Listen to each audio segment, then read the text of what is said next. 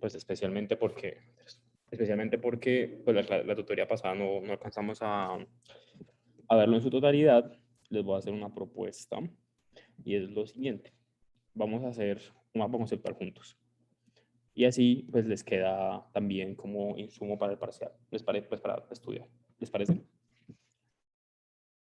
Sí. Listo. Bueno, entonces, cuando hablamos de concepciones del derecho, obviamente esto lo vamos a hacer en correspondencia, bueno, como en comparación, no, vamos a compartir el coso este. Y, ¿dónde está?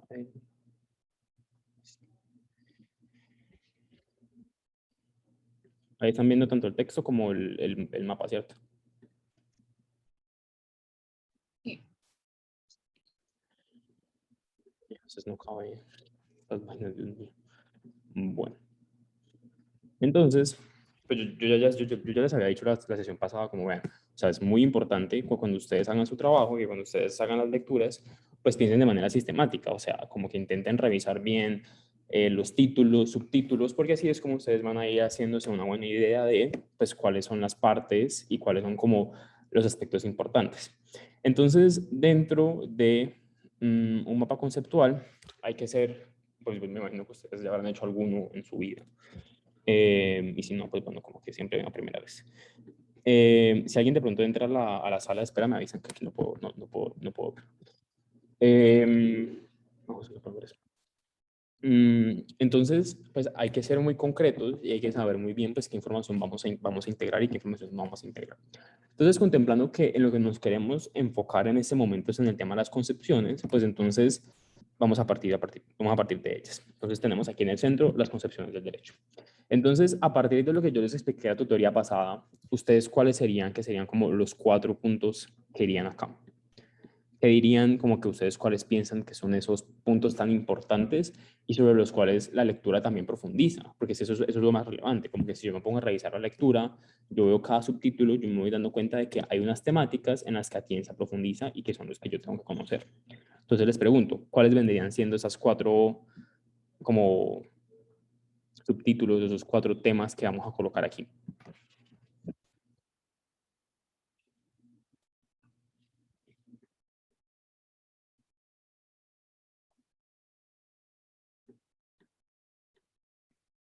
¿Ni idea?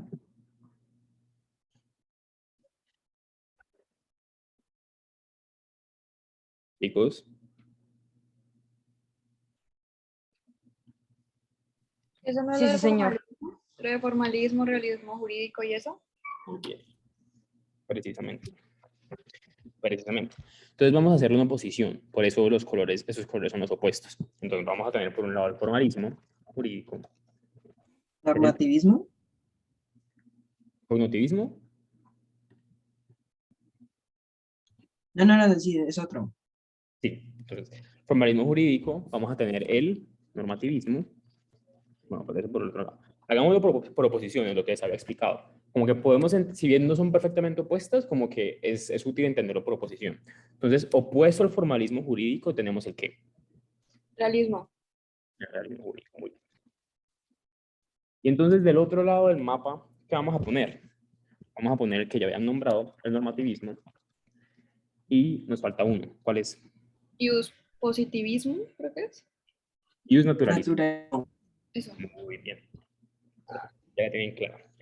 Entonces, como aquí lo que estamos haciendo es el trabajo, ¿cómo se dice esto? El trabajo de revisar cuáles son esas partes profundas en las cuales vamos a entrar, pues entonces vamos a ir directamente a, pues, el texto. Cuando vamos al texto encontramos estos subtítulos. ¿Por qué es tan importante ubicarse por los subtítulos, muchachos? Porque es que esto es lo que nos va a dar el tema general. Piensen en eso y como que sea algo que se pueden aprender, se hacen el resumen, se hacen lo que sea a partir de estos temas. Entonces, partimos desde el formalismo jurídico, que es lo primero que encontramos en el texto. Entonces, del formalismo jurídico ya nos dice Atienza desde un principio como, mira, hay 2 nociones del formalismo. Tenemos una noción, ¿cuáles son? Entonces, podemos decir, tenemos una noción que es el formalismo entendido como concepción del derecho. Uno se formalismo entendido como, no como una concepción del derecho, sino como un elemento consustancial. Y tenemos otro que tiene que ver con...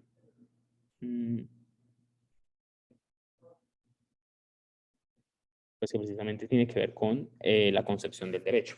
Entonces, es entender el derecho como formas o las formas como algo necesario para el derecho. Pero entonces, ¿esto es lo más relevante?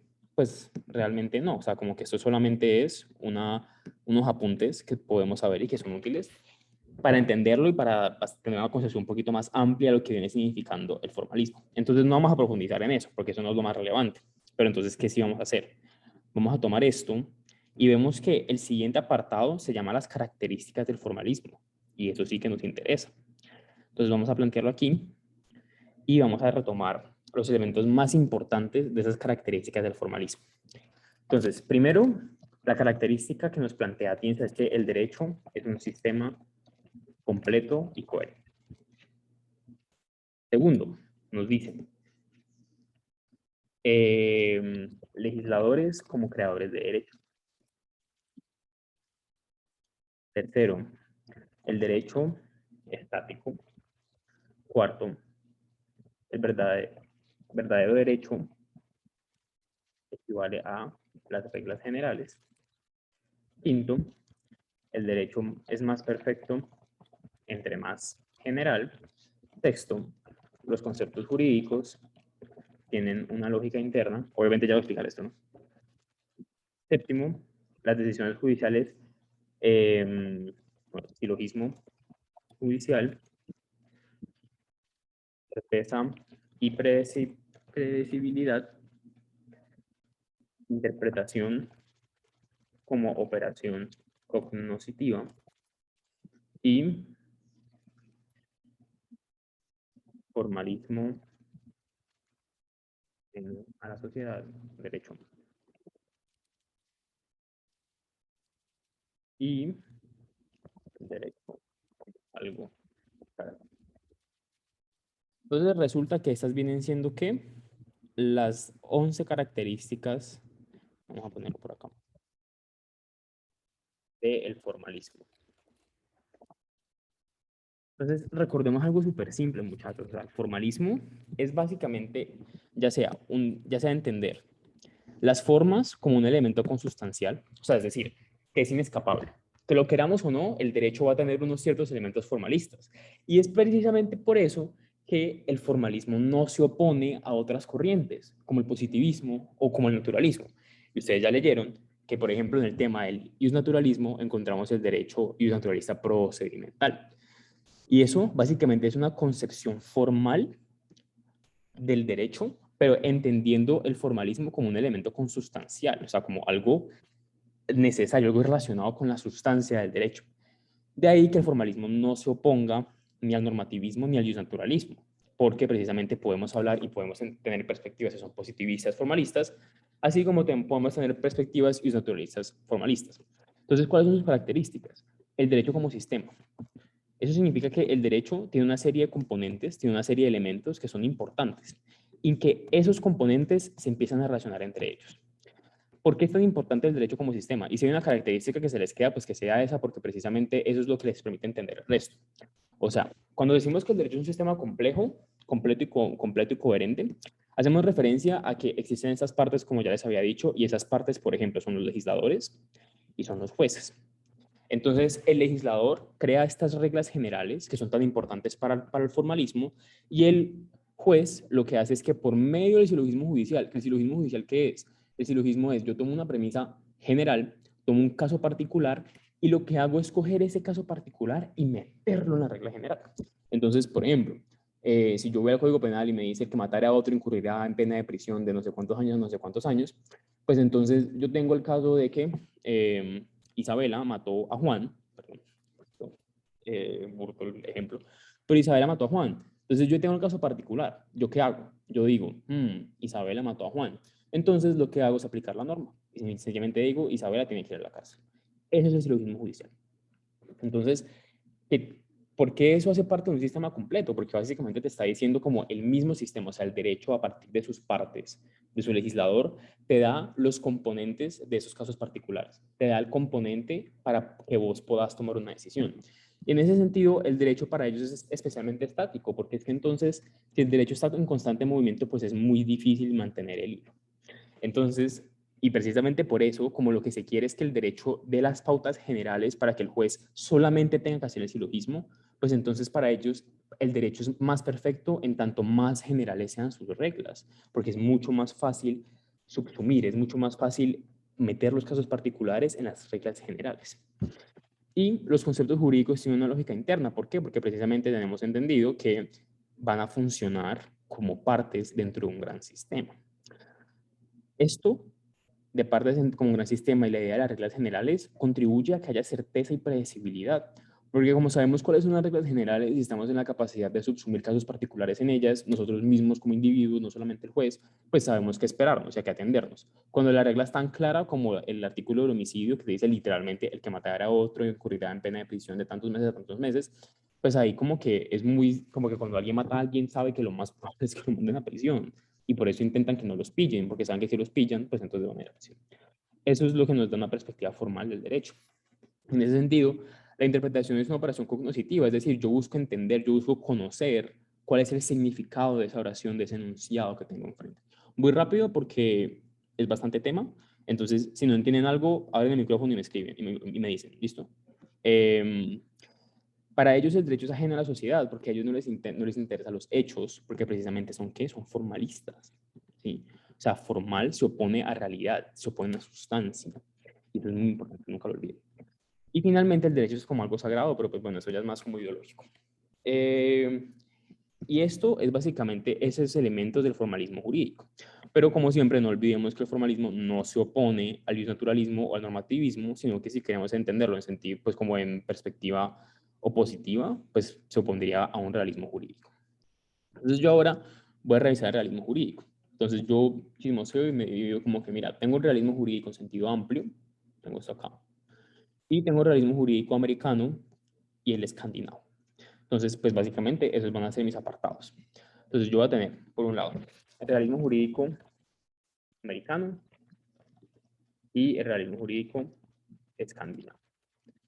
Y como tengo un apartado que precisamente hace esto mismo, que lo que hace es explicarme cuáles son como los elementos de característicos de un realismo, pues yo voy a hacer precisamente un poco una flechita, esto acá, y voy a establecer una serie de características, las características más generales que se puedan predicar de el realismo. Entonces, cuando yo voy al realismo jurídico, pues yo qué me encuentro. Me encuentro primero que el realismo opera como una revuelta, perdón, el realismo opera como una revuelta contra el formalismo. Llega un punto en la historia en el que las personas se cansan y dicen, a mí no me sirve de nada este poco de cosas, o sea, a mí no me sirve de nada entender el derecho como un sistema perfecto, no me interesa entenderlo como un sistema tan coherente, tan complejo, porque la realidad y lo que nos arroja los hechos es que muchas veces el derecho se equivoca, muchas veces hay personas que son, ¿cómo se dice esto? Que son juzgadas de manera equívoca, hay errores que suceden dentro del derecho. Entonces, pues a mí como que de poco nada me sirve este cuentico de que el derecho es este sistema coherente, completo, que tiene las soluciones a cualquier caso que se presente, porque no es el caso.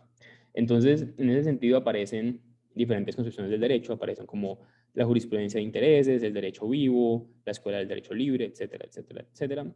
Pero entonces fue precisamente en Estados Unidos donde la revuelta contra el formalismo tuvo más fuerza. Entonces, ¿qué sucede? Aparece por primera vez dentro del derecho una concepción de un hombre bueno y un hombre malo. Entonces, lo que se busca hacer por medio del realismo es que siempre hay una focalización hacia la predicción de decisiones judiciales. Si algo caracteriza al realismo, es eso, es ese interés por predecir las decisiones judiciales. Y entonces, cuando ya sabemos eso, pues cuando hagamos la distinción entre el americano y el escandinavo, nos vamos a dar cuenta de que lo que más los diferencia, lo que más los distancia, no es más que los factores que ellos tienen en cuenta para tomar las decisiones judiciales. Entonces, si bien fue donde en Estados Unidos tuvo más fuerza, pues en realidad lo que sucede es que se termina replicando. Y existe esta idea de una necesidad de acercamiento del derecho a la realidad.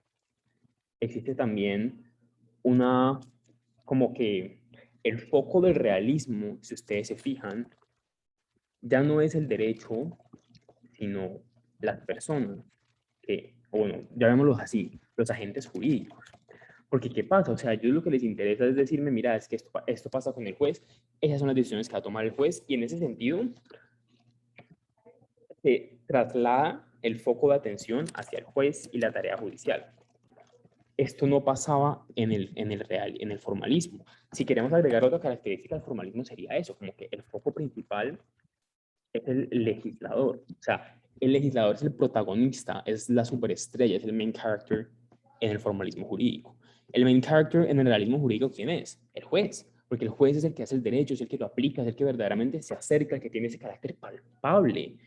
En el formalismo ellos se quedan en las formas y en estos cuenticos súper extraños y súper etéreos que pues no sirven de mucho. Eso obviamente es hablando desde los realistas, ¿no? Como, todavía, creo que yo no he tomado una decisión respecto de cuál me gusta más, pero bueno. Entonces, aquí hay unas figuras importantes como Oliver Holmes, que es el que dice precisamente como que hay que tener en cuenta elementos empíricos y pragmáticos del derecho. Eso, empíricos y pragmáticos.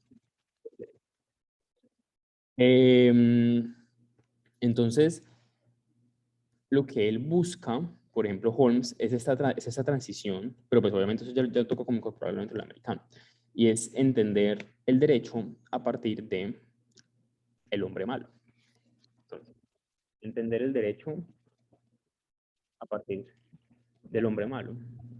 ¿Y por qué a partir del hombre malo? Porque es que si yo voy y me fijo, si la superestrella en el formalismo jurídico es el legislador, pues el legislador pocas veces tiene un acceso tan directo a la realidad. El legislador no tiene en su cara a la persona que va a ser procesada. El juez sí. Pero aquí les pregunto a ustedes, ¿uno cuándo va ante un juez? O sea, ¿ustedes están todos los días yendo al juez? O sea, ¿ustedes todos los días van a un juzgado? No. Pero en cambio, ustedes todos los días, ahora que estudian derecho, evidentemente, revisan los códigos, las leyes. O sea, ustedes no pasan una clase en la cual no revisen un código, en el que el profesor no haga referencia a una ley. Todos los días hacen referencia a eso. Entonces, ¿qué es lo que pasa? Que es que para el formalismo puede tomar mucha distancia. Y como el realismo se acerca al juez, pues terminas revisando los casos anómalos. Porque se supone que el legislador crea la ley para que la gente se comporte de una determinada manera y el que llega al juez es el que no se comportó como debía comportarse. Entonces, por eso el realismo jurídico, el americano y bueno, en general el realismo jurídico, parte desde una perspectiva del hombre malo, porque su foco de estudio es que la forma en que interactúa el juez y esas otras personas. Entonces, si bien el realismo jurídico, pues norteamericano nunca, pongamos realismo jurídico norteamericano, ¿sí? No olvidemos que Estados Unidos no es América. Sí existe esta tendencia como a ver la importancia del poder, de hay una concepción del derecho como instrumento, ¿sí? En el realismo jurídico, a diferencia del formalismo, aquí ya lo veíamos, ¿no? O sea, el derecho es algo sagrado, pero el realismo no. O sea, y especialmente en el formalismo, el derecho es un fin en sí mismo. En el derecho realismo jurídico, en el derecho realista, no hay eso. Para ellos, el derecho no es más que un mero instrumento. Eso es súper importante también.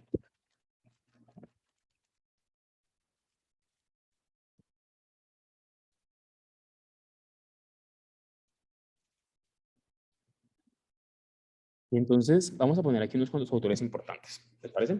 Vamos a colocar a, a Oliver Holmes, con el tema del hombre malo.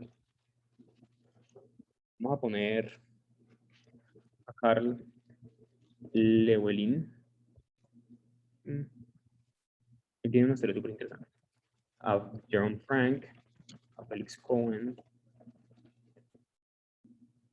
Esos individuos son súper importantes porque ellos son los que parten y los que crean, de hecho, la base filosófica. También está Dewey, Pound, todas esas personas. Entonces, lo que termina siendo es que, esto es lo más importante, la tesis de que algo es verdadero si cabe probar que a la larga puede resultar útil para una propia actividad humana. Entonces, ¿qué significa eso? Significa que para el realismo jurídico americano se sustenta en la tesis de que algo es verdadero si resulta útil para una apropiada actividad. ¿Esto qué significa? Significa que hay una perspectiva pragmática. Hay un enfoque, y este pragmatismo no solamente es de, no, es que mira, es que no solamente que sea más útil, sino que es que también hay una concepción epistemológica detrás. O sea, algo solamente es verdadero, como que solamente sirve de algo, solamente algo es verdadero en tanto pueda servirnos de algo. Si no sirve de nada, como es el caso del formalismo, pues ¿para qué nos desgastamos con eso? Entonces, se tiene una definición del derecho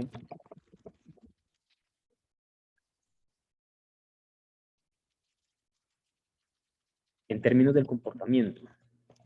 Porque se fijan ¿qué? Se fijan en la actividad judicial, se fijan en la forma en que actúan los jueces, las partes, las personas que van ante el juez. Eso es lo que les interesa.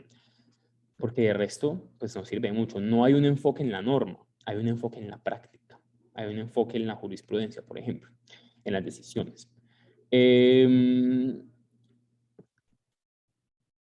Entonces, precisamente es, aquí dice como, tiene una concepción, ¿no?, amplia y rica de lo que es el derecho.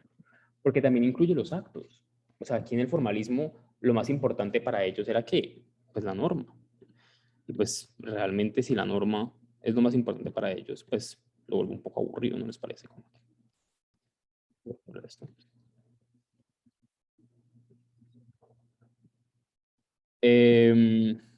Realismo jurídico por acá. Entonces, una vez ya hemos revisado esto, ya hemos revisado un poquito el realismo jurídico del americano, pues entonces también hay un enfoque muy grande, perdón, antes de pasar,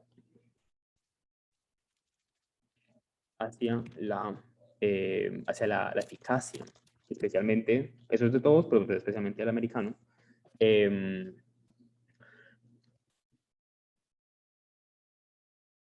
Subrayan la eficacia y el papel de la coerción.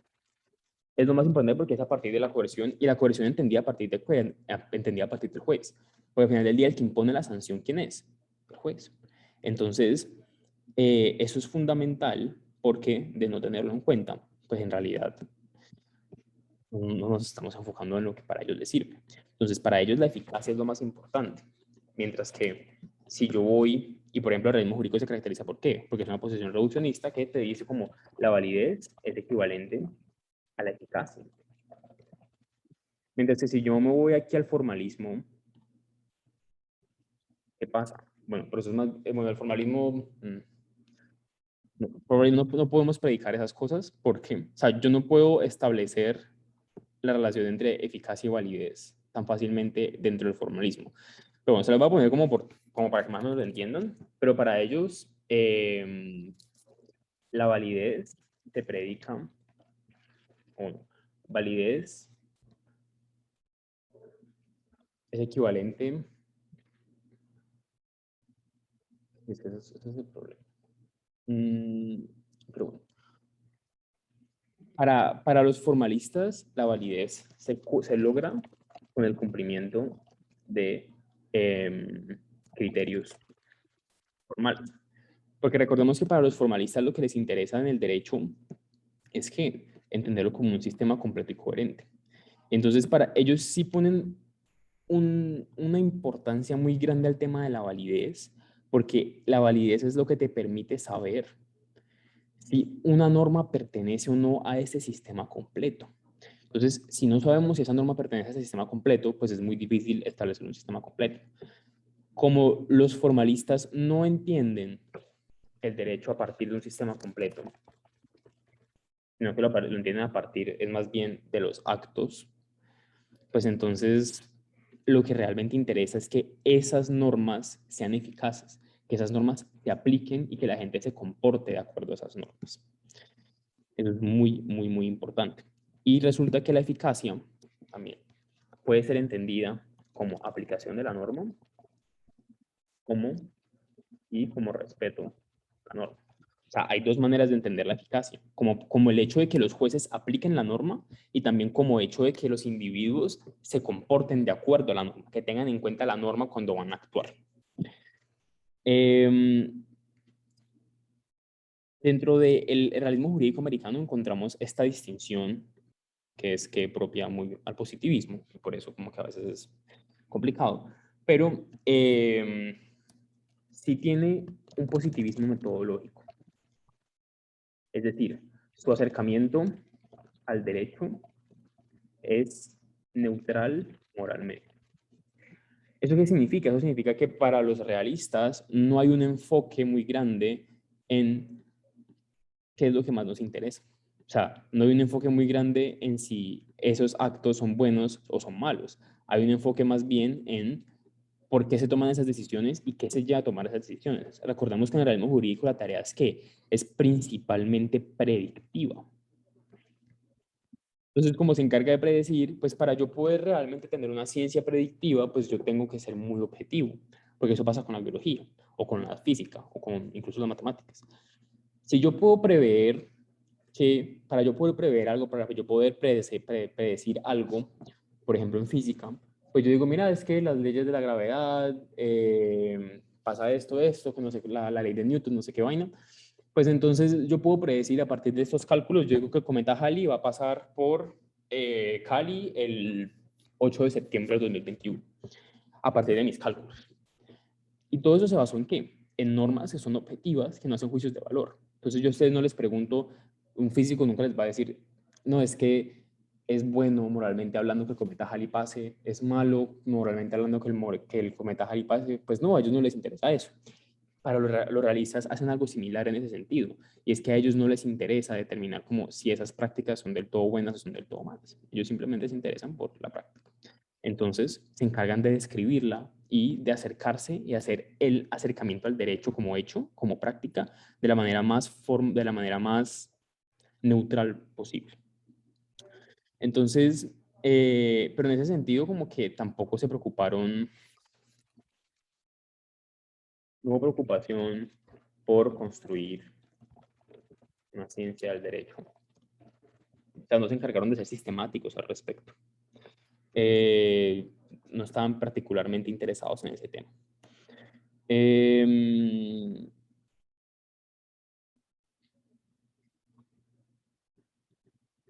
¿Por qué? Porque es que siempre tuvo un enfoque práctico. O sea, como para ellos el derecho no es un fin en sí mismo, sino un mero medio para alcanzar cosas, para lograr cosas, pues entonces básicamente ellos no se preocupan del todo por entender el derecho como por el derecho en sí mismo. Básicamente eso. Sí. Entonces, hay esta identificación del derecho en los actos. ¿Qué dice acá? Nos dice como que identificación del derecho con el comportamiento de los jueces. O sea, piensen en el realismo, porque eso sigue sucediendo pues en la vida real, por así decirlo. No sé si han visto Suits o La Ley de los Audaces. Ustedes ven en Suits que muchas veces Harvey Specter, como que en la serie, ¿por qué Mike es como tan bueno? O sea, como que ¿por qué es tan buen abogado, por así decirlo? La memoria que tiene, Cierto, es por la memoria que tiene. ¿Y esa memoria qué le sirve? pues básicamente él se puede aprender contratos de 300 páginas de un día para otro y cosas así. Exacto. Y lo que pasa con el realismo, que sigue siendo muy latente en Estados Unidos, es que eso les sirve porque saben qué esperarse. Porque cuando ellos saben, cuando Mike se sabe a la perfección la ley y los contratos, él sabe qué esperarse. Y él es capaz de predecir la decisión del juez. Pero incluso Harvey en muchos momentos de la serie se encuentra con jueces y como que lo invita al juez. No sé si han visto esta serie también. Te la recomiendo full, excelente, brutal, espectacular. No sé si se la han visto, pero en The Good Wife, Alicia también ella es abogada. Y bueno, pues ya te haces, te haces una idea de la trama general. Pero em, Alicia es una abogada criminal, pues penal. Y muchas veces como que ellos hablan y dicen como, no, es que me tocó con tal juez. Y ese juez me odia por esto y por esto y por esto. Entonces, ahí hay un enfoque hacia qué es lo que va a predecir el juez. Y hay un juez que es como súper icónico en la serie, que es como súper progresivo, y entonces cuando ellos presentan la denuncia, pues entonces llevan la denuncia a ese juez progresivo, porque digamos, si no estoy mal, es un caso como de violación. Entonces, en este caso de violación la llevan a ese juez progresivo porque piensan que como el juez es progresivo, pues entonces va a tomar la decisión con base en sus opiniones personales, o más bien va a entender cómo interpretar el derecho a partir de esas opiniones personales. Pues eso es muy realista, eso es muy realista, eso es muy de Estados Unidos, porque así funciona allá. Acá, en cambio, pues uno no es como que uno tenga tanta facilidad, por así decirlo, para escoger el juez al cual le va a presentar la denuncia, o como para trabajar alrededor de qué es lo que le gusta al juez y qué es lo que no le gusta al juez. En Estados Unidos eso sí es algo mucho más normal y mucho más común. Y es Pero por eso. entonces la norma es interpretativa en base a lo que el juez dicte o yo hago que la norma se acomode a mi conveniencia, en el caso del realismo. Pues en el caso del realismo, yo también yo lo que hago es venderle al juez una perspectiva de lo que yo entiendo por la norma. ¿Sí me entiendes? Y lo que yo quiero hacer es que el juez interprete la norma a la forma en que yo lo interpreto. Ok, o sea, yo trato de convencer al juez de que la interpretación que yo le estoy dando a la norma es correcta. Exacto. Igual, o sea, Ah, eso sucede en todos los casos, ¿no? Como que sucede en todas las perspectivas. Pero ¿cuál es la diferencia entre el realismo jurídico y el formalismo jurídico? Que en el realismo jurídico, ese convencimiento y ellos se encargan de tener en cuenta muchas más cosas para poder determinar esa decisión del juez, para poder predecir esa decisión del juez. Porque si ustedes van a Estados Unidos y ustedes revisan, por ejemplo, las decisiones de la Corte Suprema de Justicia, pues ustedes van a ver que son supremamente politizadas. Es lo que yo les decía en la anterior clase, la anterior tutoría, como que existe este caso como Supreme Court, bueno, Masterpiece Cake Shop versus Colorado Civil Rights Commission. Que yo no sé si alguien sabe qué pasó aquí, ¿alguien sabe? ¿O alguien se acuerda?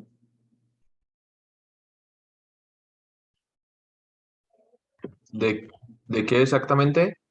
O sea, ese es un caso de la Corte Suprema de Justicia en la que llegan a ellos porque un pastelero le niega el servicio a una pareja gay, porque son gays. Como que, pues los gays llegaron y dijeron como que, hola, nos vamos a casar, queremos un pastel tuyo. Y el man les dijo, no, porque yo soy cristiano y pues yo no estoy de acuerdo con su estilo de vida, entonces pues la verdad, como que, pues como mierda. Y entonces, ¿qué pasó? Pues entonces eso llegó a la Corte Suprema y eso fue supremamente politizado. Entonces, ¿qué es lo que dicen? Cuando ustedes van a ver los análisis que se hace de esto, te dicen como, no, mira, es que de pronto, como que lo más probable es que la Corte Suprema falle a favor de la pareja homosexual porque estamos en el contexto del Me Too y porque estamos en la lucha de la lucha LGBTI y por este poco de cuentas y factores sociológicos que tienen en cuenta. Pero también, ¿qué pasa? No sé si ustedes se acuerdan que Trump, el presidente de los Estados Unidos, tiene la capacidad de nombrar a los jueces de la Corte Suprema. ¿Ustedes saben eso? Y supieron que Ruth Bader Ginsburg, que murió hace poco, pues precisamente su muerte fue muy tenaz porque eso significaba que una persona, una ex jueza de la Corte Suprema, que fue súper progresista, que fue súper progresiva, que apoyó muchas decisiones, ella fue básicamente la que permitió que llegasen casos, que los casos de aborto que llegaran a la Corte Suprema tuviesen un mejor final, fueran decididos de manera más respetando los derechos básicos de las mujeres, en fin. Fue gracias a ella. Y si bien que, porque pues, o sea, no sé si ustedes ya les han dicho algo de esto, pero por ejemplo, aquí en Colombia eso no se hace. Como que Duque no escoge a los magistrados de la Corte, sino que él presenta unas ternas ante el Congreso como que, pues básicamente el Congreso escoge a partir de unos candidatos que son propuestos por el presidente, el Congreso mismo y la Corte, si no estoy mal. Entonces, si bien cómo está depolitizado en el realismo jurídico, el papel del juez. Es por eso, porque es que a lo que a ellos les interesa es eso de los efectos y cómo se practica el derecho. De hecho, si quieren, Elena Kagan, ella sigue siendo jueza ella tiene un perfil, en serio, que se lo recomiendo demasiado. O sea, es eterno, como que es una lectura muy larga, de verdad. Pero si tienen la oportunidad de leerla, se la recomiendo porque en serio es muy, muy, muy, muy buena. O sea, como que extremadamente. Después se la mando.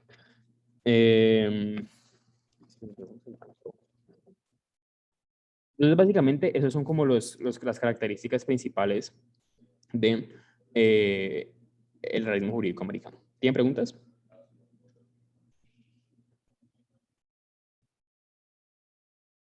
¿No? No, señora, hasta ahorita todo No, claro. no, no. Bueno, entonces, ¿qué pasa con el realismo jurídico escandinavo? Que para ellos los factores de decisión de los jueces son psicológicos. ¿Aquí qué pasaba? O sea, aquí la tarea predictiva del realismo jurídico norteamericano, para ellos los factores de decisión, o sea, para yo predecir cómo iba a decidir un juez, no eran psicológicos, sino que son más bien como políticos, sociales, culturales, etc. Si bien tanto en el norteamericano como en el escandinavo se tienen en cuenta esos factores políticos, sociales y culturales, pues en el escandinavo era mucho más marcado los psicológicos. Entonces, pues bueno. Entonces tenían en cuenta esta idea de las emociones dentro de la práctica judicial. Eso me parece muy bonito, como que es muy lindo entender al juez como un ser humano. Sí.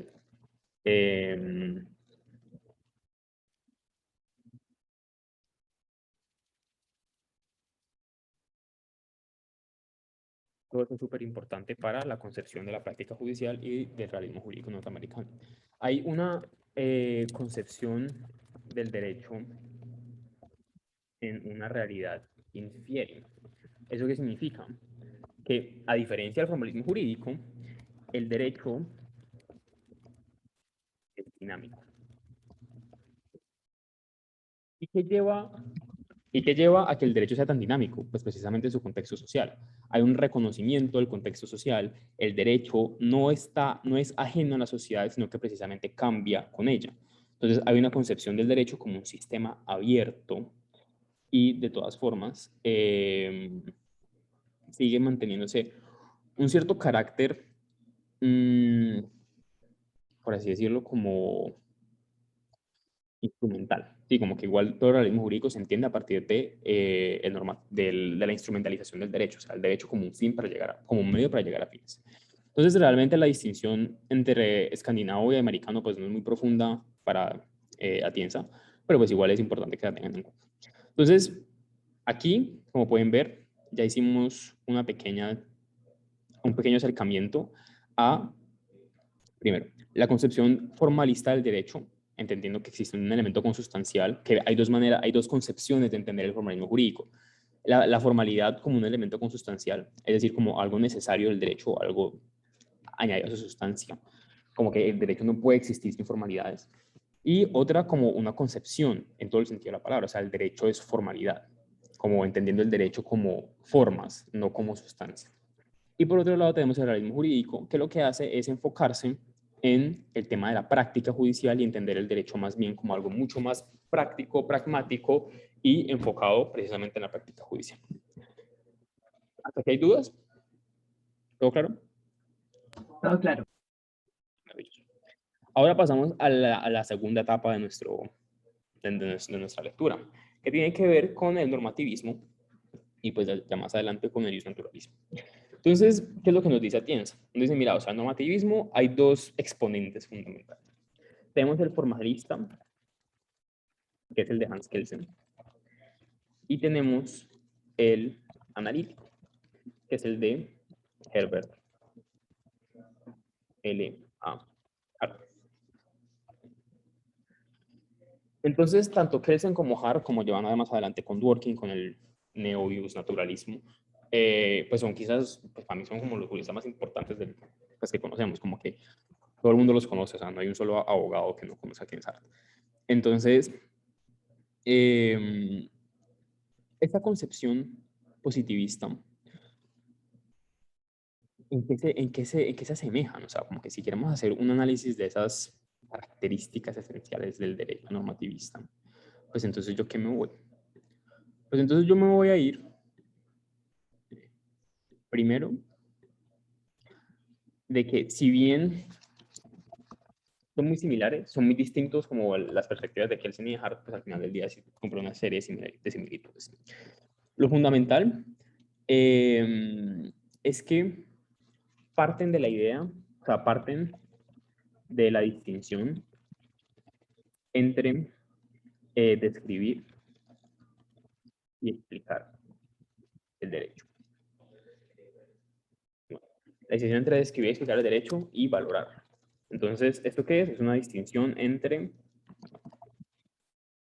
moral y análisis. Entonces, básicamente hay una separación entre la moral y la ciencia del derecho. Porque es otra característica súper importante del positivismo. Reconocen la existencia de una ciencia del derecho. En este caso, de los formalistas, también la reconocen, pero para los realistas esto no es tan cierto. A ellos no les interesa tanto porque entienden que el derecho como un acto, o sea, el derecho como el acto de los jueces. Entonces, pues realmente la ciencia del derecho es un poco abstracta en el caso de los realistas, pero en el caso de los normativistas sí está mucho más marcada y sí es mucho más fuerte. Entonces hay esta distinción entre la moral y el análisis porque tanto Hart como Kelsen son lo que llamamos diferentes tipos de positivistas. Ustedes ya van a ver que existe lo que llamamos un positivista ideológico, existe un positivista metodológico, existe un positivista formal. Entonces, el positivismo de ellos parte y siempre va a partir, o sea, como que si hay una característica esencial del positivismo es esta separación entre la moral y la ciencia del derecho. Para ellos no les interesa. Y una forma muy simple o muy reduccionista de plantearlo es que para ellos validez de la norma equivale a justicia. Esto obviamente depende siempre de la perspectiva y la postura positivista, porque hay positivistas muy marcados, como lo son Kelsen, que se dicen como, mira, o sea, validez es igual a justicia porque si la norma es válida, es justa, punto. O sea, eso no se discute. Pero Hart, por su lado, dice como, eso no es tan cierto, como que sí hay que entrar a analizar un poquito más las normas, porque sí es posible que las normas positivizadas, o sea, las normas concretas, por así decirlo, no sean del todo justas. Entonces, ellos también se diferencian de los realistas en tanto entienden el derecho, no es como el derecho que se identifique con la práctica judicial, sino el derecho como una técnica de organización social. Entonces, a diferencia del formalismo, bueno, pues depende también, a diferencia del formalismo y del realismo, no hay un enfoque tan concreto en alguna de las partes dentro del sistema. Mientras que el formalismo se enfocaba tanto en el legislador y el realismo en el juez, pues resulta que en el positivismo esos dos juegan papeles casi de igual importancia, especialmente en Hart. Pero obviamente Kelsen hace un énfasis mucho más grande en el legislador, porque como ya vimos, Kelsen es un formalista. Mientras que Hart, si bien Hart no es un realista, nunca vayan a decir esa barbaridad, Hart sí tiene como, sí hereda, o bueno, sí se apropia de la importancia de la tarea judicial. Y de hecho, Herbert Hart y Ronald Dworkin es como en el contexto en el cual se desarrolla la idea de un juez Hércules, o sea, un juez perfecto que sea capaz de encontrar siempre el significado real e importante de la norma. Pero con todo eso, pues la tarea del juez dentro del positivismo siempre es reducida a la perspectiva formalista, que es la de que la interpretación es cognoscitiva. ¿Eso qué significa? Para los positivistas es como que el juez se le presenta el caso y él tiene que encontrar la norma y tiene que interpretar la norma de esa forma que el derecho quiso que fuese interpretada, y especialmente no el derecho en sí mismo, sino el mismo legislador, como el mismo legislador quiso que se interpretara la norma. Entonces lo que hace el juez es escudriñar la norma, analizarla, como que percibirla, y lo que hace es decir, mira, es que esta es la esencia de la norma y esta es la esencia que el legislador quiere que uno vea en la norma. Entonces yo fallo mi caso a partir de esa esencia de la norma. Entonces, ¿el juez qué hace? O sea, el juez aquí es un juez explorador, ¿sí? El juez aquí no es un juez creador. El juez lo que hace es explorar, es descubrir, es encontrar. El juez no está creando. Esa es la perspectiva positivista. Esto puede tener ciertas, y por eso yo les decía, como que el formalismo y el realismo se pueden oponer entre ellos, pero ni el realismo ni el formalismo se oponen perfectamente ni al normativismo ni al naturalismo, porque hay ciertas partes donde como que se compaginan esas perspectivas. Entonces, el derecho es una técnica de organización social en ese sentido porque están los legisladores que crean las normas y que para algunas personas es suficiente que el legislador haya producido la norma para que la obedezca. Pero, como habíamos dicho con los realistas, cuando nos acercamos al juez, sabemos que a los jueces llegan los casos en los cuales no se cumplió la norma. Entonces, el juez también tiene una tarea muy importante que es hacer que se cumpla la ley. Entonces, está sometido a un imperio de la ley y la idea de la discrecionalidad judicial, o sea, la capacidad que tiene el juez para apartarse un poco de la norma o para interpretar de una manera más amplia la norma es muy poca, muy reducida. Esto sí es muy contrario y muy distinto a lo que los realistas y la forma en que los realistas entienden la tarea del juez. Entonces, cuando vamos donde Kelsen, vamos a encontrar las siguientes características. Primero, el derecho son las normas. Y no cualquier tipo de normas, sino las normas coactivas. Para Kelsen, si la norma no es coactiva, es una norma de segunda categoría. Punto. No le interesa y dice cómo, eso no es lo que le importa. Pero entonces las normas no son una expresión del ser, sino del deber ser.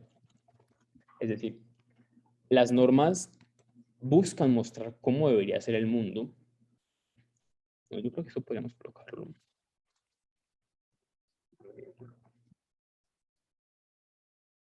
Es decir, que las normas expresan cómo debería ser el mundo, cómo deberían comportarse las personas. Entonces, las normas no son una apreciación de la realidad, sino de cómo debería ser la realidad. Las normas también tienen un carácter sancionatorio, como ya habíamos dicho, pero tiene una estructura condicional o hipotética. Es decir, para que sean esas normas descriptivas no sirven, como que no son normas porque no imponen sanciones. Esta estructura condicional hipotética es, si es A, entonces debe ser B. Y B significa la sanción y A significa el acto ilícito. A partir de eso se pueden tener muchas otras cosas. Tiene una visión estática del derecho. Bueno, no, se puede analizar el derecho, o bueno, perspectivas de análisis del derecho. El derecho se puede analizar estáticamente como un conjunto de normas y lo puedo analizar dinámicamente. Dinámicamente. Como un sistema creador. ¿Cuál es la diferencia? Cuando hablamos de estáticamente decimos como, no, mira, es que el derecho es un conjunto de normas y en ese sentido ese conjunto de normas ya existe, ¿sí? Como que hay un cierto conjunto de normas. Y ese conjunto de normas es, por ejemplo, no sé, como que las leyes colombianas o la Constitución o lo que quieran decir. Entonces, en ese caso, lo analizamos estáticamente porque decimos, no, mira, o sea, el derecho colombiano tiene esto, esto y esto, tiene tales leyes estatutarias y no sé qué, y lo podemos entender dinámicamente cuando empezamos a analizar la forma en que surgen nuevas normas y la forma en que nacen nuevas normas dentro del derecho. Entonces, sigue existiendo la posibilidad de que ese sistema tenga más normas y como que existan más cosas. El derecho es una estructura de tipo jerárquico. O sea, hay normas de normas, la Constitución, y después todo lo que está debajo tiene que adecuarse a lo que diga la norma superior. Y en ese sentido, existe lo que llamamos una norma fundante. Que la norma fundante en Kelsen suele ser la Constitución, porque es la norma que funda el derecho, que el Estado, y pues la relación que se establece entre Estado y derecho aquí pues es bastante fuerte, como que es bastante importante reconocerla. La coacción, ya lo dijimos, como que opera como algo fundamental. Pero además, ¿por qué? Porque es que, además, cuando decimos que las normas son coactivas, hacemos referencia a que a partir de las normas se establecen y se legitima el monopolio de la fuerza del Estado. Recuerden que el Estado se reserva la capacidad de imponer sanciones, se reserva la capacidad de hacer uso de la fuerza. Y por eso es que precisamente lo que hace el derecho es legitimar esa organización de la fuerza. Y en ese orden de ideas, el derecho tiene una función ideológica. porque contribuye a la legitimización del Estado. En materia moral, Kelsen es relativista, ya lo habíamos dicho. No.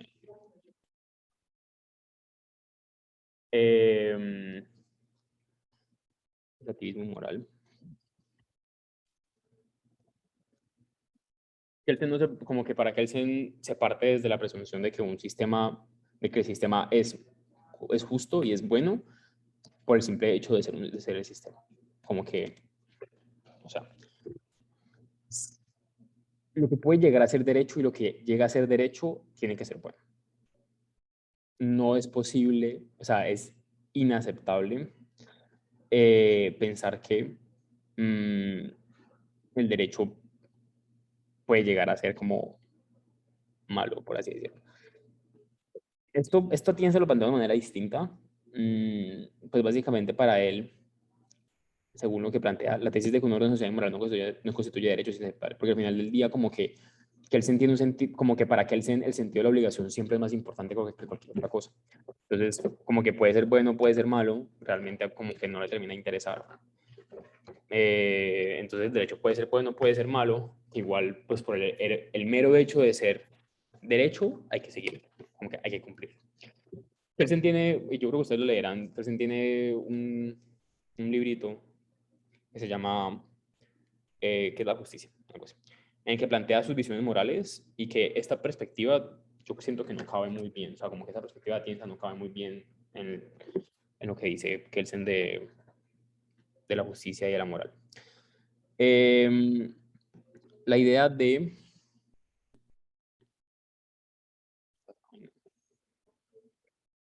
una teoría pura del derecho, es decir, una ciencia rigurosa. Eso después de la imputación, no sé, yo creo que es más importante.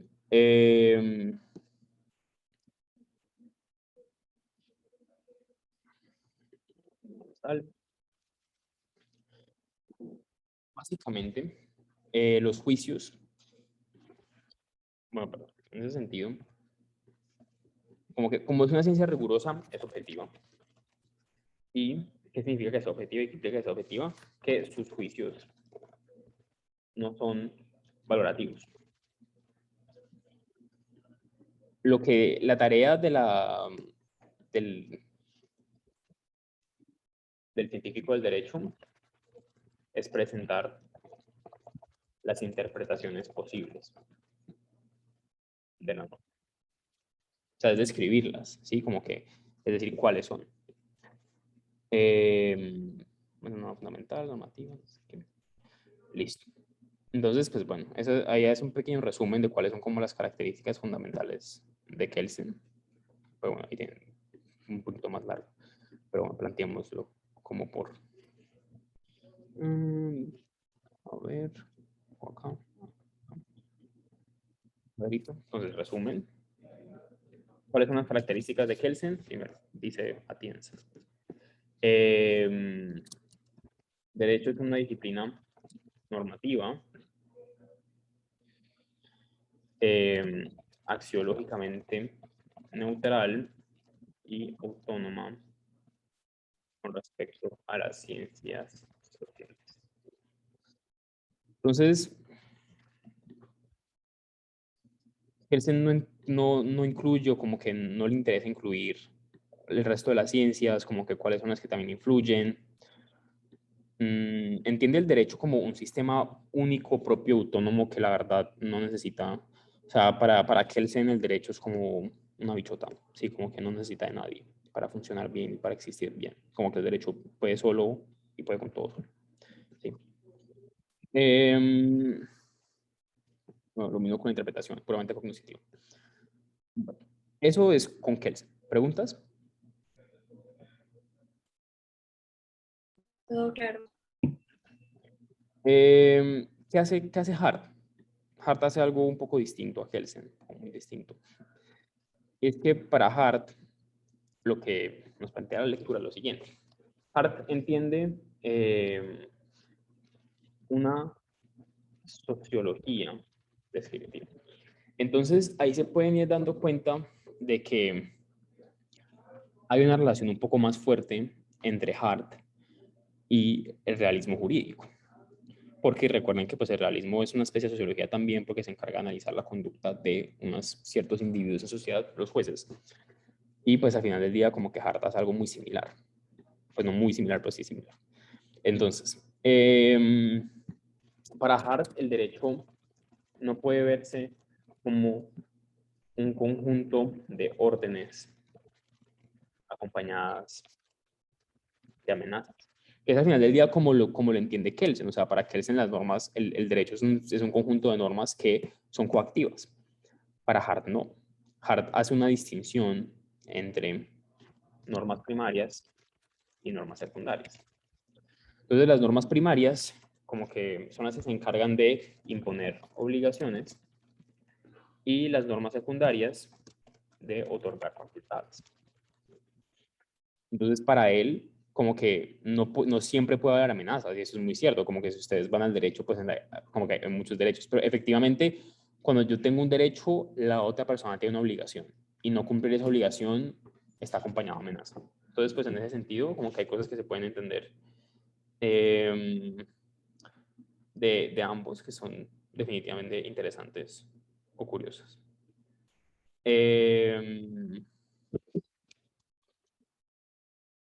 Entonces, para Hart, las normas deben tener dos elementos. Entonces, las normas deben primero, deben tener un comportamiento regular, o sea, deben contener un comportamiento regular y una aceptación de dicho comportamiento. Entonces, como que si yo voy a ver y si yo voy a analizar las normas, piden eso. O sea, las normas tienen un comportamiento regular. Si te dicen como, y así es como Hart diferencia la norma del hábito. Entonces te dice, hay un comportamiento regular en la norma y lo que hace la norma es reconocerla y aceptarla y las personas la aceptan. Entonces, la norma tiene esa estructura de un comportamiento regular más una aceptación de dicho comportamiento. Mientras que cuando veamos a Kelsen, ¿qué decía? Kelsen decían que las normas tienen una estructura condicional hipotética. Si es A, entonces debe ser B. Eso no pasa con Hart. Entonces, básicamente,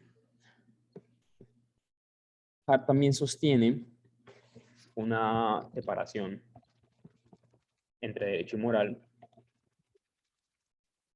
pero sí acepta que hay unos contenidos mínimos de justicia. Para él eso es necesario.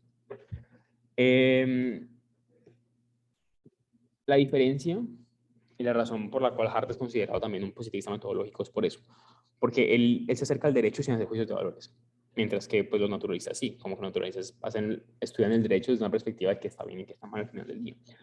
Pero en ese sentido, como que si bien acepta la existencia de unos contenidos mínimos de justicia, no pretende que esos contenidos o que sus contenidos sean de carácter universal e inmutable. Es decir, Hart como que acepta la posibilidad de que en algún punto una norma que se consideraba que cumplía con los contenidos mínimos de justicia deje de contenerlos. Hart hace un análisis también como Kelsen, pero a diferencia de hacer un análisis como de acercamiento al derecho, Kelsen decía, podemos acercarnos al derecho desde un punto de vista estático y un punto de vista dinámico. Hart dice, yo me puedo acercar al derecho desde un punto de vista interno y puedo hacerlo desde un punto de vista externo. Entonces, esos son los que los enunciados de científicos que lo que hacen es salirse del ordenamiento jurídico. Entonces son los enunciados que hacen las personas, por ejemplo, que no están en Colombia o que no están dentro de la realidad. Los de punto de vista interno son los que aprecian, los que analizan más bien qué es lo que sucede con esas normas internas y cómo afectan la vida de las personas. Entonces, cuando yo digo, mira, es que la reforma tributaria produjo digamos, Si yo como no, es que mira, la reforma tributaria produjo el paro y el paro produjo una cantidad insondable de delitos. Entonces yo aquí hago un análisis de punto de vista interno, porque además digo como, mira, o sea, por culpa de tal norma que se quería hacer, casi me roban. Un punto de vista externo es sencillamente ver la situación desde lejos y decir como, no, mira, pasó esto, esto y esto. Entonces, el acercamiento al derecho de Hart puede ser, según Hart, puede ser desde esos dos puntos de vista, como estando adentro del ordenamiento o estando fuera del ordenamiento jurídico. El tema de la interpretación para Hart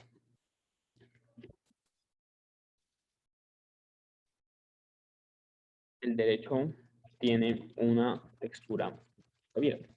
Es decir, como que imagínense lo siguiente, o sea, para Hart el derecho tiene una textura abierta, entonces hay cosas que pueden entrar al derecho y hacer que la interpretación del derecho sea mucho más amplia. Entonces, para Hart la interpretación no debe ser netamente formalista, como que Hart también dice como, mira, o sea, yo tengo que interpretar la norma a partir también de factores políticos, sociales, culturales, porque si yo lo hago desde una perspectiva como netamente aséptica, como sin tener en cuenta esos factores, el resto de factores, pues no es muy producente, no es muy útil, no estoy reconociendo esta textura abierta. Y en ese sentido también acepta que hay una cierta zona de penumbra. O sea, no todas las normas son perfectamente claras, perfectamente concisas. En ese orden de ideas, pues como que tengo que hacer ese análisis a partir de contexto cultural, a partir de contexto social.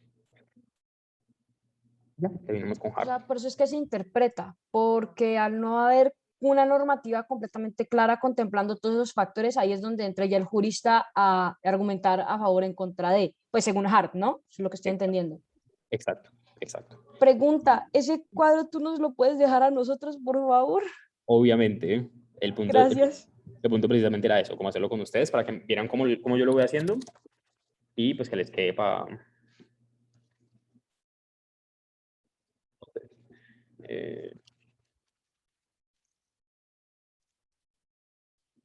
y pues más adelante podemos hablar de...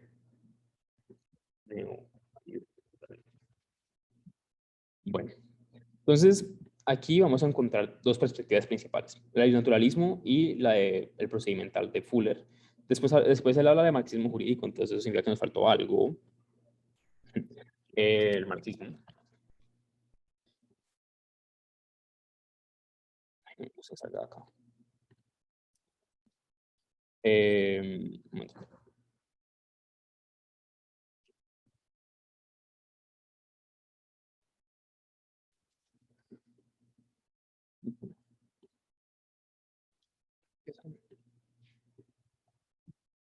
Listo. Marxismo jurídico aquí. Pero no esos mapas de esta mierda que baja.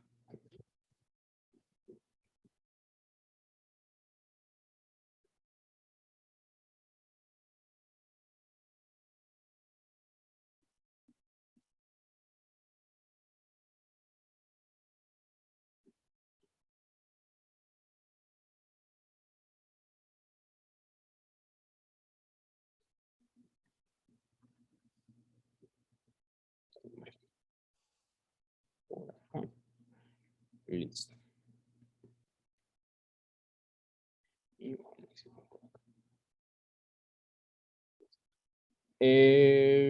bueno, entonces vamos a hacer ese análisis, como que él parte después de la situación actual y precisamente como que pues, lo que vamos a hacer es meter estos, bueno, es que es la situación actual, tengo mis dudas realmente. Pero, sí, no, voy a sacarlo por aparte. Vamos a plantearlo aquí después.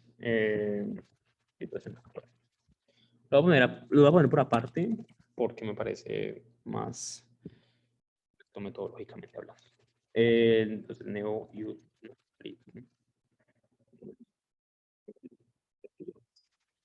del derecho. Tenemos positivismo. Tenemos constitucionalismo. Y tenemos el derecho natural procedimental. Como que yo podría hacer el ejercicio de ubicar cada una de estas, perspectivas dentro, pues, de sus respectivos, porque, por ejemplo, pues, el neo-naturalismo, pues, evidentemente tiene una relación muy grande con el naturalismo. Las teorías críticas del derecho, pues, sostienen una relación muy fuerte entre el marxismo jurídico y el realismo jurídico. El pospositivismo, pues, obviamente está marcado por el positivismo. El constitucionalismo tiene una relación con el positivismo y el formalismo, y el natural procedimental, pues, con el naturalismo, pero también con un poquito de formalismo. Entonces, pues, eso se puede, como que esas relaciones se pueden hacer, pero, pues, por cuestiones metodológicas y simplísticas, vamos a quedarnos así.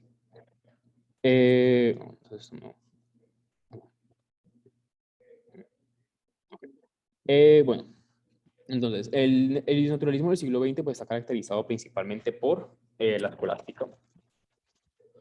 Entonces, si yo voy a revisar como las características del naturalismo del siglo XX, pues entonces, ese es como lo más tradicional, la escolástica, y habla de que el derecho como manifestación de la razón o de la voluntad de Dios. Eso es como lo fundamental en el naturalismo. Entonces, pues bueno, aquí es una referencia como un poquito inútil, pero bueno, lo más importante es eso, como el derecho como manifestación de la razón, de la voluntad de Dios. Pero entonces yo aquí sí voy a hacer un paréntesis importantísimo, porque son pues como que no lo utilizamos claramente. Es lo siguiente. Yo voy a revisar las características del naturalismo, pues resulta que no hay una separación tan tajante. Obviamente eso también es complicado. No hay una separación tan tajante entre moral y derecho. Además de eso, la idea de una ciencia del derecho es un poco vaga. En el naturalismo hay un enfoque a la norma como también como deber ser. La tiene como muy clara y se atiene mucho simplemente como a lo que está escrito en esta, o sea, es muy estructural como en el sentido de que es lo que la norma dice y es lo que la norma imparte y ya, no hay como, no es tan abierta a interpretación, sino más bien como a conveniencia. O sea, la norma tiene que aplicar, pero yo tengo que hacer como esa conveniencia. ¿Sí, sí lo entendí bien o estoy hablando bobadas? Estás hablando de bobadas. Pues bueno, en el naturalismo, supongo que por norma, es que aquí hay una, lo difícil del naturalismo es que hay muchos tipos de naturalismos. Entonces, como que es complicado porque hay quienes ven, o sea, hay naturalistas que aceptan la existencia del derecho positivo, mientras que hay naturalistas que no la aceptan.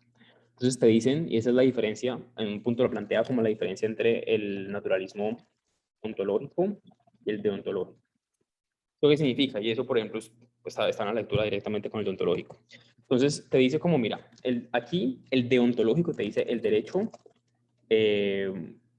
positivo debe tender hacia el derecho natural.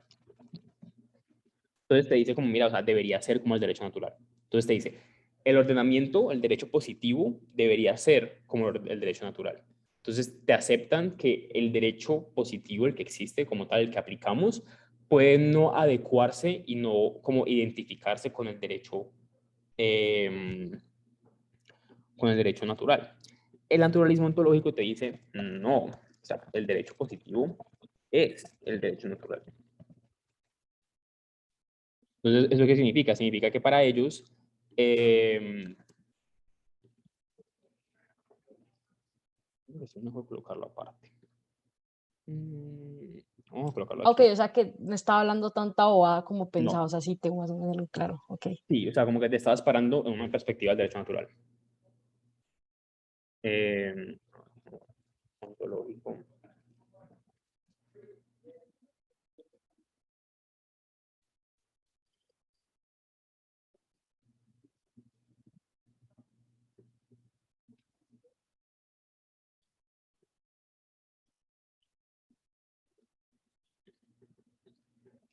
Entonces, como que algunas posturas naturalistas reconocen el derecho positivo. Hay otras que no. Pues ese caso del derecho procedimental, como que el derecho procedimental sí te reconoce, el derecho natural procedimental sí reconoce el derecho positivo. Pero bueno, eso como por unas cuantas como características del derecho natural que yo les propongo. Y bueno, pues como evidentemente el derecho proviene de la moral, proviene de la razón o de Dios. Es bien interesante el derecho natural. ¿Cómo así esa última? ¿Cómo así que de la razón no de Dios? O sea, porque de la razón podría entenderlo porque hay ciertos comportamientos o ciertas normas conductuales que indican cómo debemos comportarnos, pero en la religión como que es más una imposición más que algo, por así es como así de Dios. Por eso, porque lo que pasa es que lo que te dicen es como, mira, o sea, el derecho es el derecho porque Dios lo manda. ¿Me entiendes? Como que Ah, pues, ok. es horrible, evidentemente, pero pues así es como, en algunos casos se ha hecho, y pues es el caso del derecho canónico. Como que ellos son Ok. como, ustedes no se pueden separar, ustedes no se pueden divorciar, porque así Dios no lo permite. Eh, Cuando vamos a ver el derecho natural procedimental, que es el de Fuller, básicamente hay unas características y es el siguiente, como que el derecho natural tiene carácter procedimental o institucional y forma parte del mismo derecho positivo. Entonces, ¿qué pasa? Como que existe ordenamiento jurídico y lo que nos dice Fuller es, mira, el derecho natural está dentro de ese derecho positivo, o sea, está dentro de ese ordenamiento jurídico. Y entonces, el derecho natural lo que es una moralidad. El derecho natural es una moralidad interna del derecho. Una perspectiva muy curiosa, porque entonces, ¿qué te está diciendo? O sea, como que te dice, mira, así como vos como ser humano puedes tener una moralidad interna y vos sabes que de pronto hay cosas que están viendo que están mal, no siempre te comportas conforme a tu moralidad interna. Y eso mismo sucede en el derecho. Entonces, el derecho natural es esa moralidad interna del derecho. Entonces, es como una especie de dominización del derecho, así como que te están antropologizando. Entonces, para él, lo que más le interesa al derecho, o bueno, donde podemos ver más al derecho, es las formas básicas del orden social. Entonces, los procedimientos en que se ordena la sociedad. Entonces, sí se acepta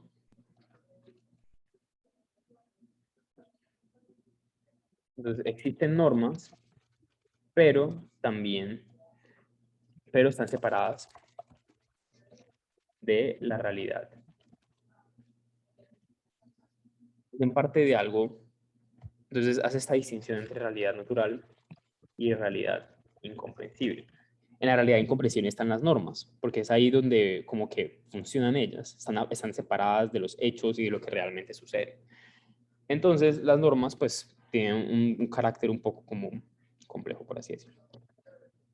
Entonces, aquí surge como el derecho tiene moralidad, básicamente, pues eso nos dice como que el derecho en cuestión de grados. Eso significa que hay ordenamientos jurídicos mejor logrados que otros. O sea, ordenamientos que escuchan más a la moralidad interna que otros. Pero que de todas formas puede suceder que no se cumpla bien las cosas. Y te hace una distinción entre moralidad del deber y moralidad de aspiración. La primera es la que te lleva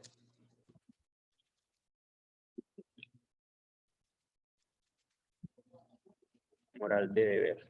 Dos tipos de moral y moralidad. La moral, la de deber, es la que impone el obedecer las normas porque son deberes. Y está también, por su lado, la moral de aspiración, que es la vida ejemplar. Entonces, eso es lo que nos dice Fuller del derecho, como que el derecho tiene esa moral de deber, que es la que impone el obedecer las normas a las personas, pero también tiene esa moral de aspiración de querer ser mejor, de ser un derecho más justo, así como las personas, como que yo tengo una moral de deber y es que yo tengo que hacer las cosas, pero a veces las cosas que me toca hacer como que quizás no son las que yo diga que son una vida ejemplar para mí, ¿sí me entienden?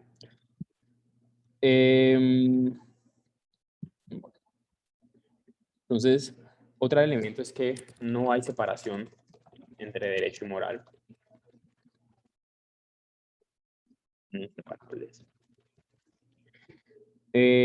Y en la interpretación debe ser teleológica y fomenta la creatividad. Como que para él es importante que las normas sean analizadas de tal forma que se logre un objetivo. Entonces, él igual entiende el derecho como un medio, como una herramienta para lograr cosas y por eso fomenta la creatividad judicial porque los jueces están en la capacidad de producir más de esas cosas. Y bueno, eso sería todo con Fuller. ¿Preguntas?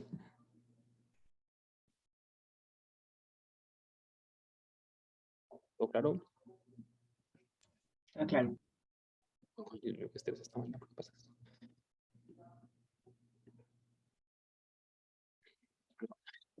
Un poco toc con estos temas. Pues sí, vamos haciendo que quede bonito, pues. Marxismo. Vamos a ser bastante rápidos porque ya nos estamos quedando sin tiempo. Aunque bueno, pues como pueden ver, pues maravillosamente ya contemplamos lo más importantes, que son pues precisamente esos cuatro. Pero bueno, existen nuevos u otros tipos de perspectivas, como lo es el caso del marxismo jurídico. ¿Y el marxismo jurídico en qué consiste? El marxismo jurídico tiene una versión fuerte y tiene una versión débil.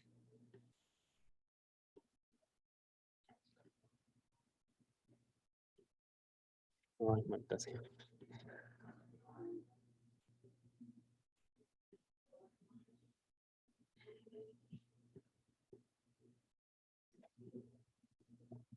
Tiene entonces...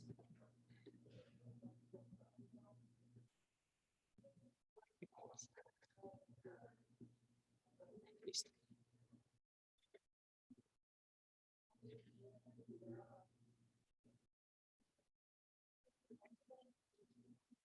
Tiene una versión débil y una versión fuerte. No voy a entrar como en grandes profundidades en este tema, pero bueno. Básicamente el marxismo jurídico lo que hace es plantear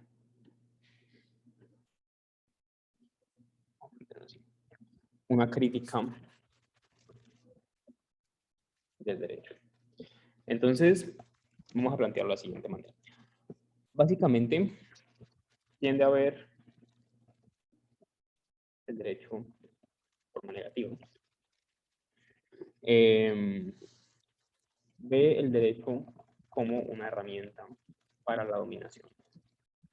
Reconoce un carácter burgués del derecho. El núcleo esencial del derecho es el derecho privado.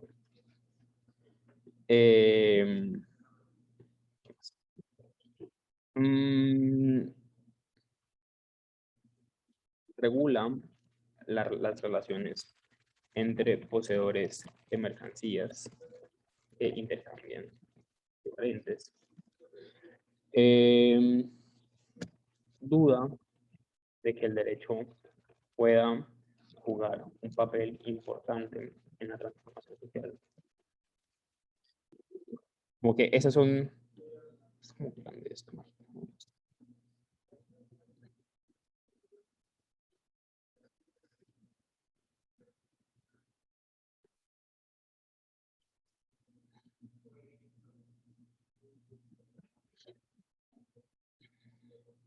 Entonces, en ese sentido es muy crítico el derecho, pero la crítica que haga pues va a depender de si nos ubicamos en la perspectiva débil o en la perspectiva fuerte. Entonces, cada uno de esos apartados se encarga de hacer como de esa diferencia. Pero bueno, eso es más bien como el fuerte. Vamos a ver.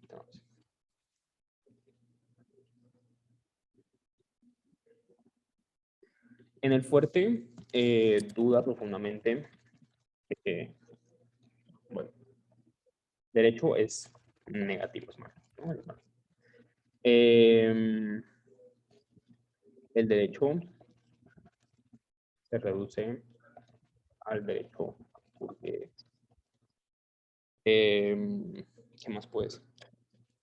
Es un instrumento de dominación. No sirve mucho para la transformación social.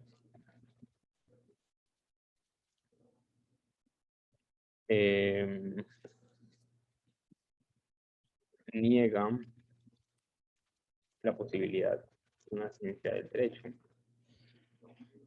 Y no hay deber ser moral en el derecho.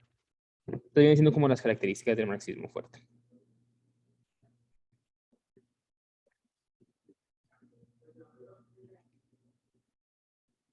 Vamos a plantearlo así. Pero entonces, ¿qué es lo más importante dentro también de la teoría marxista y qué es como el legado que nos deja? El análisis histórico y económico del derecho. Como que te dicen como vos no puedes entender el derecho sin entender relaciones de poder, sin entender cómo, qué sucede como con las personas que son afectadas por el derecho, etc. Y el carácter lógico del derecho. Entonces se establece una relación entre sociología y derecho. Entonces, esos son como los vestigios del derecho, básicamente, del derecho marxista. La perspectiva débil, pues es básicamente esto otra vez, pero pues mucho más regulado, ¿no? El derecho no es tan malo. Puede haber más que el derecho burgués. No sirve como que puede servir para la transformación social. La ciencia jurídica debe dialogar con otras ciencias. Según la perspectiva. Eso con respecto al marxismo. Ahora, la situación actual, bueno, obviamente pues están como los autores importantes, pero bueno, se los voy a borrar por ahora.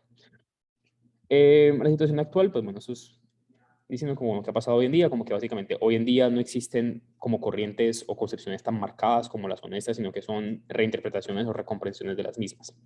Entonces, el neonaturalismo lo que busca hacer es configurar el derecho natural en el plano deontológico y no ontológico. Entonces, es decir, el derecho natural como, como ideal. ¿Sí? Básicamente.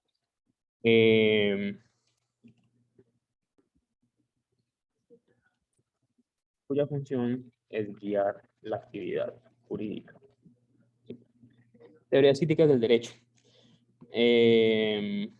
Básicamente lo que ellas hacen es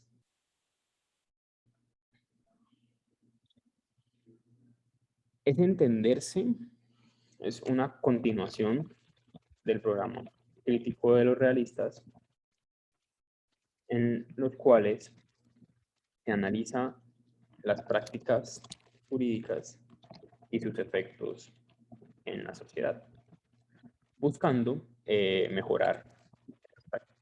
Entonces aquí surge el derecho marxista, o sea, como que se incorporan cosas del derecho marxista, surge el derecho feminista, el derecho económico, el derecho queer, de hecho. Bueno, es una combinación de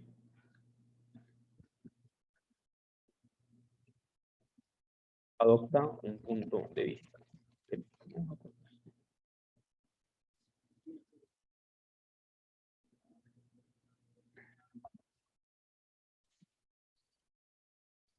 Pospositivismo, Dworkin. El derecho tiene principios. Eso es lo más importante en Dworkin. Tiene tres tesis, básicamente. La que el derecho tiene principios, la tesis de los derechos y la tesis del derecho como interpretación. Entonces, ¿qué nos dice cada uno de estos? Entonces, como que el sistema jurídico debe entenderse con los principios. O sea, el derecho no son solo normas. La tesis de los derechos indica que, bueno, y aquí hay una distinción entre policies y entre, ¿cómo se llama esto? Y principios en sentido estricto. Las policies son ¿qué? Son objetivos sociales para el legislador. Los principios son, o sea, los principios, es difícil definir los principios, es bastante difícil. Los principios para él establecen derechos. Pues en los tesis de los derechos quiere decir que busca atribuir y son un límite a las voces. A ver, yo sé que eso está un poquito complejo, pero ya lo corté.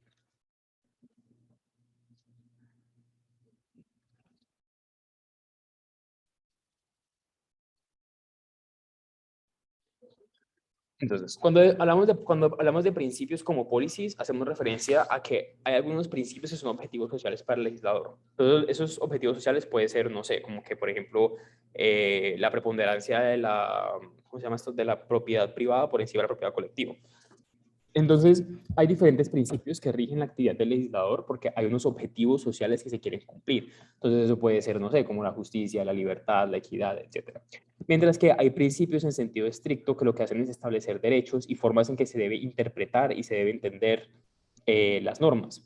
Entonces, los principios como derechos lo que buscan es redistribuir porque para Dworkin el juez se basa principalmente en principios para tomar las decisiones. Entonces, lo que hacen los principios es como singularizar y aplicar la norma para que pueda redistribuir la riqueza en caso tal de que pues, las policies no fuesen muy agradables. Y los principios en sentido estricto también sirven para hacer un límite a los objetivos sociales, para evitar que grupos desprotegidos pues, se vean en situación de dificultad. Y finalmente, la tesis de el derecho como interpretación hace referencia a que básicamente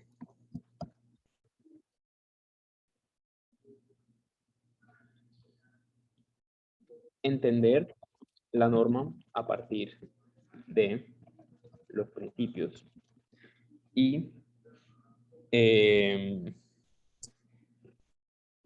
que la interpretación, o sea, como que el derecho, la interpretación tiene una calidad creativa. Entonces lo que usa decir tú lo que es como, mira, o sea, como que lo que hacen los jueces también es entender e interpretar la norma a partir de sus principios y ellos tienen que crear, básicamente, como que, o sea, tienen que participar, tienen que entrar y tienen una cierta libertad. Y en ese sentido, esto le reconoce cierta discrecionalidad al juez.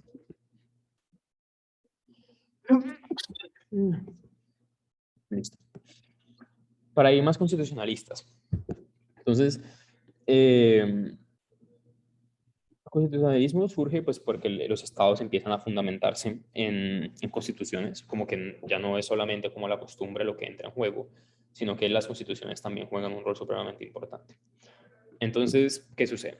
Hay unas características. Primero, hay importancia otorgado a los principios. Eso pasa. Importancia de los principios, tendencia a considerar las normas a partir de su función, derecho como realidad dinámica,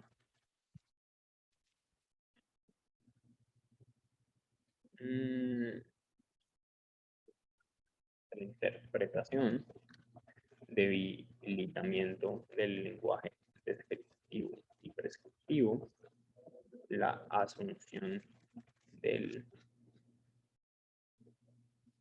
paradigma que tiene que ver validez sustantiva y superación de la jurisdicción en términos legalistas.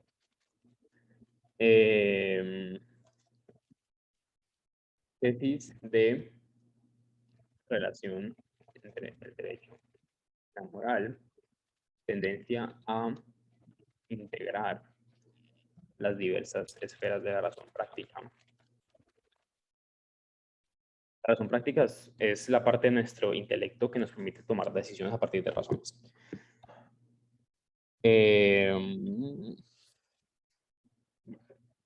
Una la idea de que la razón jurídica no es solo razón instrumental, sino razón práctica. Es decir, razones.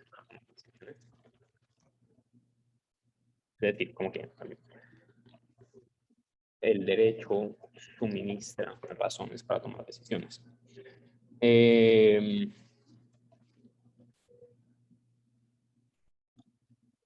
Derecho incorpora valores morales para lograr objetivos sociales.